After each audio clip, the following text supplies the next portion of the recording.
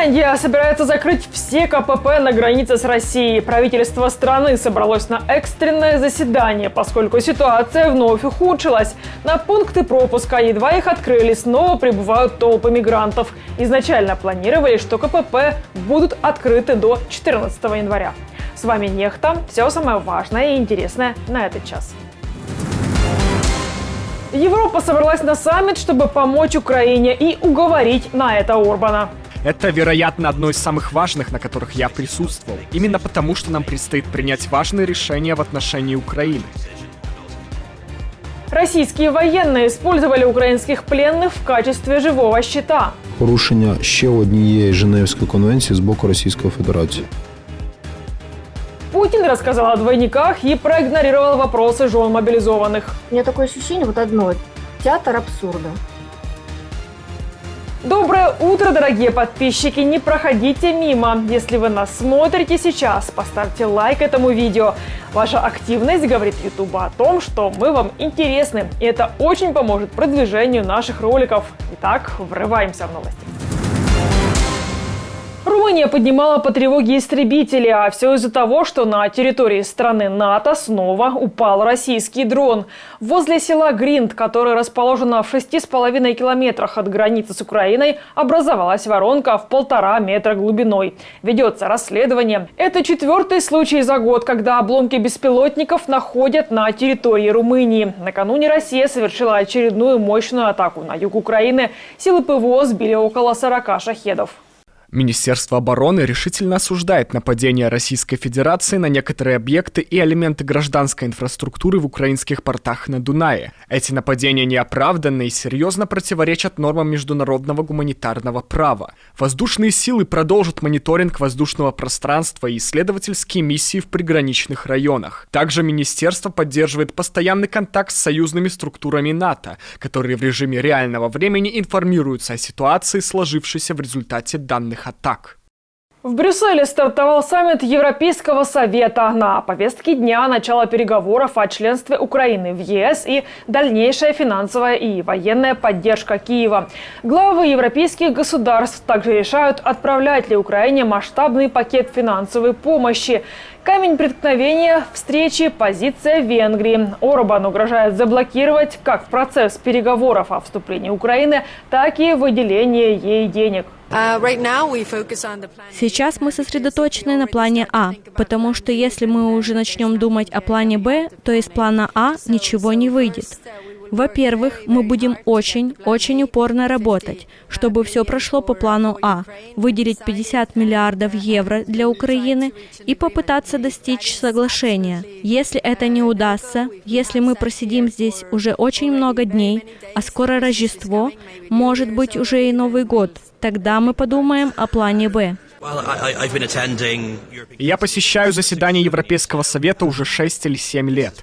Это, вероятно, одно из самых важных, на которых я присутствовал. Именно потому, что нам предстоит принять важные решения в отношении Украины. Финансовое решение, а также решение о начале переговоров. И мы должны сказать «да». По крайней мере, одному из этих двух решений, а в идеале обоим, потому что Украина находится в опасности. Украина не выстоит без поддержки и постоянной поддержки со стороны Европейского Союза и США, двух башен свободы и демократии в мире. И если у Украины не будет поддержки со стороны ЕС и США, что ж, тогда Путин победит. Конгресс США ушел на зимние каникулы, так и не приняв решение о помощи Украине на 61 миллиард долларов. В Белом доме заявили, что решение спикера Палаты представителей Майка Джонсона не продлевать на неделю работу обеих палат Конгресса, только поощряет агрессора. Несколько дней назад Байден призвал Сенат не делать Путину подарок на Рождество. Президента сенаторы, впрочем, не послушались. Вместе с тем, Сенат США поддержал законопроект об оборонной политике, который выделяет рекордные 886 миллиардов долларов ежегодных военных расходов штатов. В них заложено и 300 миллионов долларов Украине, лишь малая часть от обещанного. На днях Нью-Йорк Таймс писала, что американские чиновники советуют Украине перейти к обороне и окопаться на фронте. При условии, что нам не сохраняют уровень поддержки, хотя бы такой, который был в 2023 году, вот, при этом единственное, что мы в таком случае можем, это действительно закопаться в глубокую оборону, как нам мудро советует Нью-Йорк Таймс, вот, отбивать русские атаки и надеяться на некое чудо. Потому что объективные факторы, наоборот, будут становиться для нас все хуже и хуже. То есть вообще, на самом деле для нас эта ситуация является крайне неприятной, но Западный фронт, единство Запада оказалось слабым звеном во всей вообще схеме. Путин оказался абсолютно прав в своем расчете, его армия не справилась с нами на фронте горячем, но зато его дипломатия и сами западные политики прекрасно справились с его задачами на Западе. То есть это, разумеется, то, на что мы год назад не рассчитывали, на то, что Запада хватит настолько ненадолго. Ну, увы, да, западные демократии оказались, извините, но именно той материей, которую я не буду в эфире называть, вот как о ней думает Владимир Путин. Украина устанавливает зубы дракона на границе с Россией и Беларусью. Вооруженные силы Украины оборудуют на северной границе 2 линии обороны. Об этом сообщил командующий объединенными силами ВСУ Сергей Наев. Работы начались на Черниговщине, которая граничит с Брянской областью России и Гомельской областью Беларуси. Командующий отметил, что сейчас ситуация на северной границе Украины стабильная и контролируемая, а укрепления ставят на наиболее опасных направлениях. В Черниговской области, как и во всей северной операционной зоне, ситуация стабильная и контролируемая. Однако на наиболее опасных направлениях полным ходом оборудуются рубежи и позиции первой и второй полос обороны. Мы готовимся к сопротивлению вместе с Черниговской областной военной администрацией, принимаем меры по усилению нашей обороны. Если будет расти угроза, на подготовленные рубежи прибудут дополнительные силы, и мы будем готовы адекватно реагировать на любое развитие ситуации. Российские военные используют украинских пленных в качестве живого щита. Во время боя у села Работино в Запорожской области они пустили перед собой нескольких пленных украинцев, пишет Радио Свобода. В распоряжении издания имеется видеодоказательство от ВСУ. Этот бой произошел в конце ноября, и это является еще одним доказательством нарушения РФ Женевской конвенции, которая запрещает использовать военнопленных в боевых действиях. Якщо це так, то це буде офіційно встановлений факт. Да.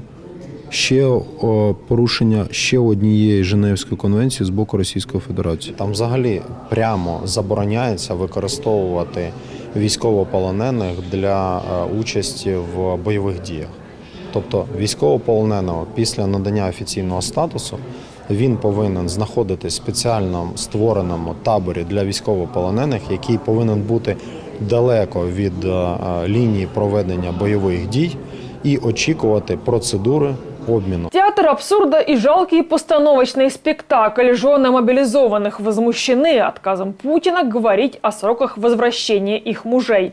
Во время первой за 2 года прямой линии, где диктатор так и не ответил на главный запрос протестующих женщин, активистка движения «Путь домой» Мария Андреева заявила, они продолжат борьбу за возвращение своих родственников с фронта.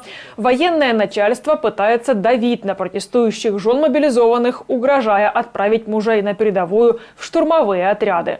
У меня такое ощущение, вот одно, театр абсурда. Вот просто постановочный спектакль. Дело в том, что, понимаете, я знаю уже, и мы уже это обсудили, многие мобилизованные ждали хотя бы хоть чего-то, хоть как-то. Они вообще в шоке о том, что умолчали как смогли. Если у нас 14 героев России среди мобилизованных, значит, они могут дальше продолжать воевать, да? Все хорошо. Только единственное, что им осталось сделать, что им осталось сделать, это умереть для того, чтобы Родина была счастлива. для полностью, так сказать, оценки их героизма. Слушайте, ну это вообще, это, конечно, да, это круто. Впрочем, Путин игнорировал не только вопросы о мобилизованных. Вне поля зрения военного преступника за 4 часа вещания были и другие ключевые темы года и запросы населения. Мятеж Пригожина, погромы в Дагестане, права ЛГБТ-людей и иноагентов. Он подытожил тем, что самое важное для него – семья, дети и внуки. На прежних пресс-конференциях вопросы о детях и внуках звучали. Западные СМИ писали, что у Путина 2 или 3 ребенка от Кабаевой. Теперь таких вопросов не задают. Зато рассказал Путин о том, сколько у него двойников.